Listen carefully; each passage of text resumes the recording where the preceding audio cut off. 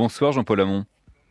Bonsoir. Médecin généraliste, président d'honneur de la Fédération des médecins de France. C'est donc officiellement parti, on vient de l'entendre, en France pour la campagne de vaccination contre le Covid-19. Début symbolique, début salué par Emmanuel Macron sur Twitter. Mais les Français se montrent, d'après un dernier sondage, très, on va en rajouter encore un, très réticent. Vous êtes directement en contact avec ces Français via votre métier. Quelles sont les questions que l'on vous pose le plus ? Ouais, est-ce que c'est dangereux? Est-ce que c'est efficace? Est-ce qu'on peut le faire, docteur? Est-ce que vous allez le faire? Combien de temps va durer la protection? Est-ce qu'on sera obligé de le refaire l'année prochaine? Vous voyez, tout ça. Allez, et aujourd'hui, vous êtes en mesure de leur apporter des réponses à toutes ces questions? Maintenant, là, on commence quand même à avoir des documents des sociétés savantes qui ont analysé les documents qui avaient été qui ont été donnés à l'administration, à la Haute Autorité de Santé. Donc on connaît les effets secondaires.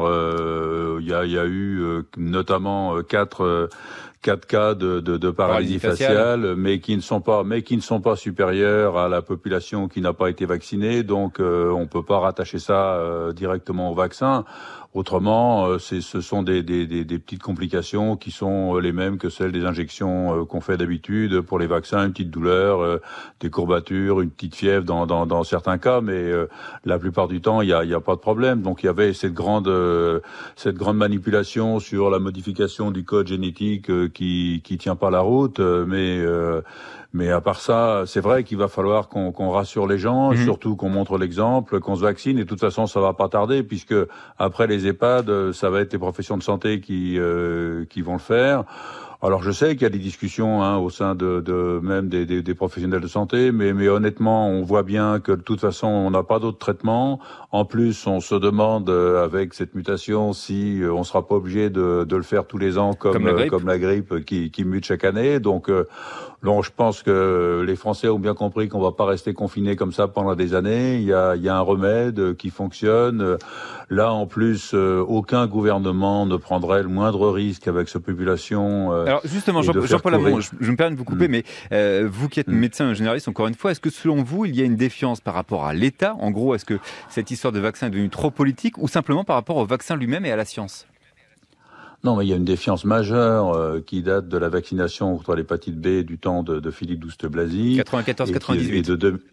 Voilà, qui a été, alors là, du coup, on a eu une piqûre de rappel de méfiance avec 2009, où les Français n'avaient pas su, pour la grippe H1N1 de Roselyne Bachelot, où les Français n'ont pas su que l'État avait acheté au prix fort les vaccins pour être sûr d'en avoir. Or, quand les Français ont appris qu'on avait payé les vaccins 50% plus cher que la moyenne européenne, il y a eu tout de suite un sentiment de collusion entre l'industrie pharmaceutique et l'État, d'où est née cette méfiance. Donc cette fois-ci, l'Europe a commandé à négocier ensemble pour avoir le même prix. Donc on n'a pas eu affaire à cette surenchère. Donc j'espère que, vous savez, c'est ça. Tout est une question de transparence.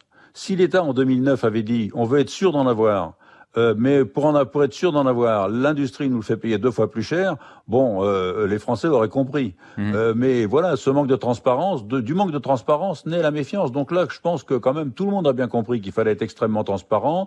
On l'a bien vu quand il y a eu les 2 cas d'allergie à Londres lors des premières vaccinations chez des personnes qui étaient ultra allergiques et qui n'auraient jamais dû rentrer dans un centre de vaccination. On voit bien que tous les effets secondaires vont être répertoriés, publiés. Détaillé. Donc là, franchement, difficile de toute façon de cacher quoi que ce soit aujourd'hui avec les réseaux sociaux notamment. Selon vous, Jean-Paul Hamon, est-ce qu'il faut rendre la vaccination obligatoire?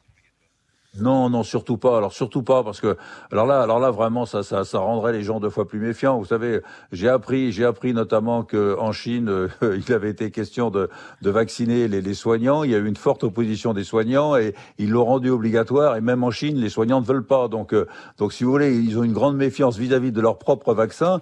Donc surtout, il faut pas rendre ça obligatoire. Sinon, c'est la garantie d'une plus grande défiance. Et alors on a entendu parler, certains pays le font d'ailleurs, d'un passeport santé. En clair, le fait d'être vacciné permet de retrouver une vie normale. Les autres ne peuvent pas soit voyager, soit se rendre dans certains lieux. Est-ce que là aussi vous êtes pour? Et est-ce qu'il n'y a pas une sorte de chantage derrière tout cela? Non, c'est pas une sorte de chantage. Surtout, c'est un truc complètement inefficace parce qu'on ne sait pas actuellement, on ne sait pas si les gens vaccinés pourraient ne pas transmettre le virus. Vous savez, c'est ça le vrai problème, si vous voulez, c'est que vous pouvez être vacciné, vous n'allez pas faire la maladie, mais vous pouvez être quand même porteur du virus parce que vous avez été en contact avec quelqu'un et vous pourriez le transmettre. Donc ça, c'est une question à laquelle on ne peut pas répondre actuellement. Et donc, tant qu'on ne peut pas répondre à cette question, c'est stupide de vouloir imposer un passeport santé supplémentaire. Bon, ce sera ma dernière question, Jean-Paul Hamon, interrogé sur l'éventualité d'un troisième confinement. Olivier Véran se dit prêt à prendre toutes les mesures nécessaires si la situation doit s'aggraver, compte tenu de la tournure des événements, compte tenu des chiffres qui nous parviennent jour après jour. Est-ce que le troisième confinement vous semble inéluctable ? J'espère tout simplement que les gens vont être aussi raisonnables que ceux qui ont passé les fêtes de Noël en famille, qu'il va pas y avoir de multiples fêtes clandestines où les mesures barrières ne sont pas respectées, parce que là, c'est sûr que dans 15 jours après le 1er janvier, on aura de nouveau un redémarrage. Donc franchement, là, il est temps d'être raisonnable. On peut se fêter le 1er janvier tranquille à quelques-uns en respectant les mesures barrières. Surtout, il faut qu'on le fasse, parce que si on veut pas avoir droit à un troisième confinement, il faut qu'on passe ce cap-là. Les mesures barrières, donc encore et toujours. Jean-Paul Hamon, médecin généraliste, président d'honneur de la Fédération des médecins de France. Merci d'avoir été ce soir invité de France Info.